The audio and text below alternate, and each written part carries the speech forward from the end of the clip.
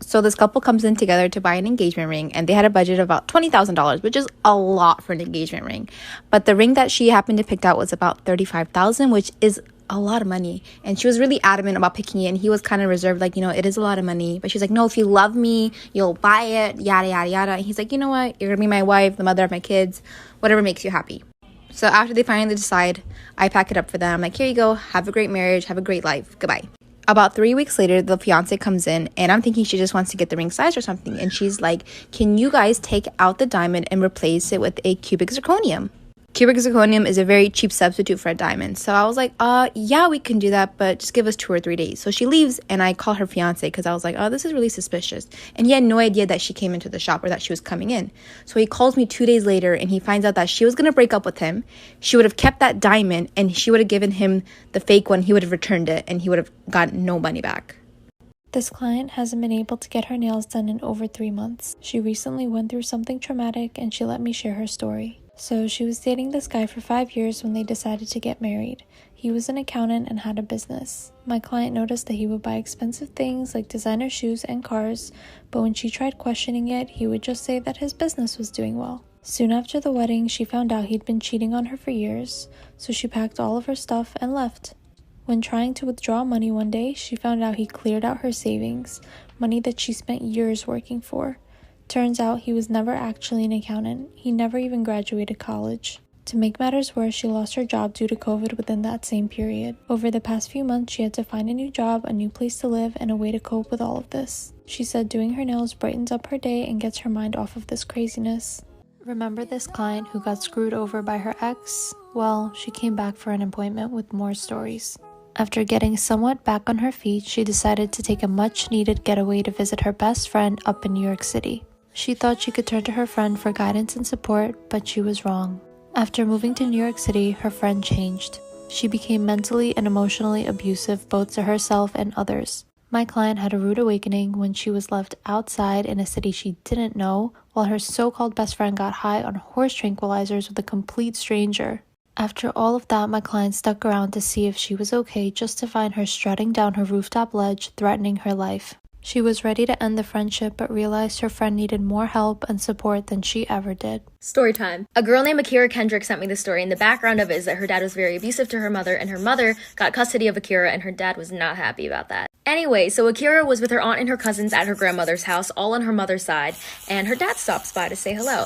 And Akira's outside playing with her cousin, and her dad comes up to her and grabs her arm and says, do you want to go to Walmart with me? And at the time, she's only 7, so all she hears is toy aisle, so she says, yes, let's go. So they get in the car, they head to Walmart, she gets some really nice pom-poms, and then he says, okay, let's go back to your grandmother's house. So he starts driving and he gets on the highway, and Akira knows that her grandmother's house is right around the corner from Walmart, so he does not need to get on the highway. So she says, Dad, where are we going? And he gets really mad and says, shut up, sit down, it does not matter. So Akira's in the back seat, she's really scared, and she just shuts her mouth. So after being in the car for a while, they eventually arrived at this really old, abandoned, beat up house. And when they walk in, Akira sees about 25 people, and she does not know any of them. Her dad brings her to a room, puts her in a little closet, throws her some toys and her pom-poms, and says, play. Part 2 is coming. Part 2 of Akira's dad literally kidnapping her. So when they get to the house, Akira is really scared. She doesn't know any of these 25 people. Her dad brings her to a room, throws her in a closet, puts some toys in there and says play. So after about an hour of being in a little closet with some toys, she finally decides to get up and go look for her dad. So she opens the door and starts looking around, and there's no one in the house. There's not even a single trace of somebody ever being there. So of course she starts freaking out and crying. She doesn't know where she is. She's so far away from her grandmother's house,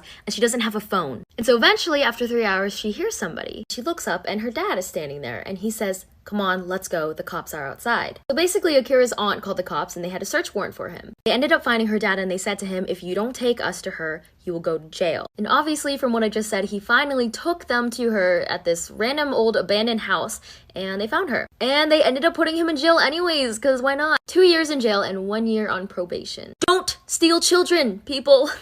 Don't. This is why you should never knock on a stranger's door. Once there was a man trying to check into a hotel. The woman at the front desk gave him his key and told him none of the guests are allowed to go into the room across the hall. He agreed, but as he continued to stay in the hotel, he grew more and more curious about the room he wasn't supposed to go in. At one point, he even walked down the hall to that room and tried the door. It was locked. Then he bent down and looked through the keyhole. He saw that it was just the same as his hotel room. But in the corner of the room, there was a woman whose skin was extremely pale, almost a sickly white. Her back was to the wall, so the man didn't and see what she looked like. He almost knocked on the door, but then just decided to leave her alone. The next day, he walked past the door again and decided to look into the keyhole.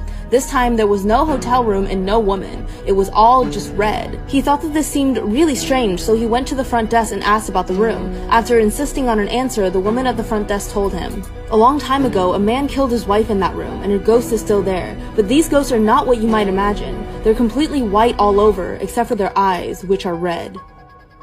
One day in the 6th grade I got in trouble for talking too much, so I got sent to the principal's office, and the principal looked at me as if he wanted to kill me. He told me to sit down and wait while he handled some business, and a while after he came back and told me to go back to class, but I felt like something was off, so I asked him if everything was okay, and he stared me down and told me to leave. I was so sad I went home crying, and I told my mom about what happened, and she explained to me that they were dating and she broke his heart. I was in shock. The next day at school I went to his office and gave him a piece of my mind because what my mom does has nothing to do with me, and he slowly walked towards me and I got a little nervous because he is so fucking hot, like I would let this man have my babies. He grabbed me by my waist and asked me if I wanted to do the dirty. Obviously I said yes, and he told me to take of my cloths, so I took of my cloths and I was so ready. Then he just stood there, so I asked him what he was waiting for, and he took out his phone and took a picture of me, then said that he was going to expose me if I didn't help. Told me that he would expose me if I didn't help him kill my mom. Of course I said no, like I would rather have my nudes exposed than kill my own mother. He said okay and posted it on Snapchat and Instagram. I tried to grab the phone, but he was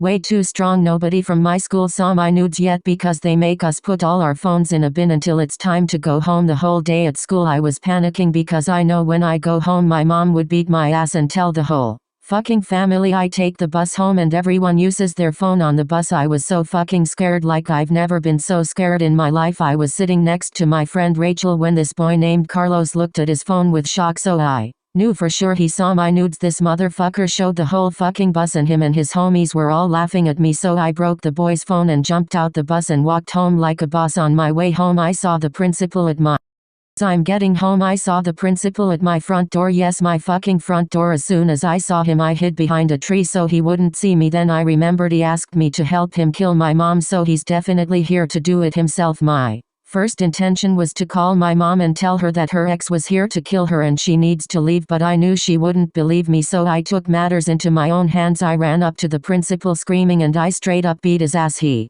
was unconscious after, so I dragged his body to my backyard and digged up his grave and buried him underground. I also took his phone and deleted the pictures. Till this day everyone thinks he left town and my mom doesn't know her ex's body is in our Put a finger down if you go and meet your friend for dinner one night and you get there before her. So you walk up and tell the hostess that there's going to be two of you and you give her your last name. Then you go and sit down, and while you're waiting for your table, this random girl walks up to you and is like, "Hey, I heard you say your last name. Do you know blank?" And you're like, "Yeah, that's my dad." And she's like, "That's my dad." And you look at her like she's the craziest person you've ever seen in your life. So she pulls out her phone and in fact shows you pictures of your dad at every holiday, graduation, family function that has ever happened in her life. And that was the day you found out that your dad had a secret family. And then you had to be the one to break the news to your mom.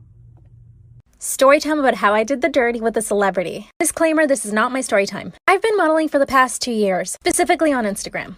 I basically made it my job to DM as many celebrities as I possibly could. I knew that it would only be a matter of time before at least one said yes. And that's what happened many times. I would usually DM about 5 celebrities a day, men and women. The next day I checked my DMs and one of them had written back. This was a huge celebrity who I was not expecting to reply, but I was freaking out. We had a conversation all through DM and then he asked me for my phone number. So we moved over to texting and quickly he asked me if I wanted to get together. I was like, duh. So we decided to meet at a bar. But because of COVID, we decided we would both get tested and then meet up. Really responsible. We both tested negative and then I got ready and went to the bar. Of course, I was extremely nervous. I show up to the bar and he greets me right away and we just start having a conversation. He asked me if I wanted to be an actress and told me that he could help me out with that. But we all know that was just a lie. We go to his car and start making. So I'm making out with this big celebrity in his car. Disclaimer, this is not my story time. Let me explain how we got in his car. We were at the bar flirting and then he brought up acting. He said that if I wanted to become an actress, he would be happy to help me. And he said that he actually was staying at a hotel room nearby. That he had a script he wanted me to read because he thought I'd be great for the leading lady. I was floored. I didn't think he was going to be moving that quick. I hesitated, but eventually said yes. Once we're in the hotel room, he orders champagne and we start watching a movie. And he pulls out his laptop and tells me to read the script. As I'm reading the script, we start kissing and doing other things you guys already know. After we finished, I asked him if I could connect continue reading the script. Then he said, "No, I'm good." My heart sank and I thought I was gonna poo my pants. I said, "What do you mean you're good?" Then he said he couldn't cast someone who would just sleep with someone on the first date. Then he just sat on his laptop and ignored me. Of course I left. I was holding back my tears because I was not gonna let him see me cry. Once I got home, I cried and I decided to block him from all my social media. As I was about to block him from my phone, he messages me and tells me to go back to the hotel. This was 2 hours after he told me to leave. But of course, I actually went back to the hotel. I go up to his room and there he is waiting for me. Part 3 is up. After this big celebrity tells me to leave, I leave. But 2 hours later, he's asking me to go back to his hotel room. Disclaimer, this is not my story time. So I went back to his hotel room even though he was a little bit rude. I just couldn't give up the opportunity of dating a celebrity. I show up to his hotel room and he apologizes. He said that he has trust issues from all his past relationships. Then I pointed out to him that he had the hotel room ready to go and that it happened to be just by the bar we were at. He stays quiet and then he says, "I need you to sign this NDA." I read it and signed it, mostly because I just didn't want any trouble.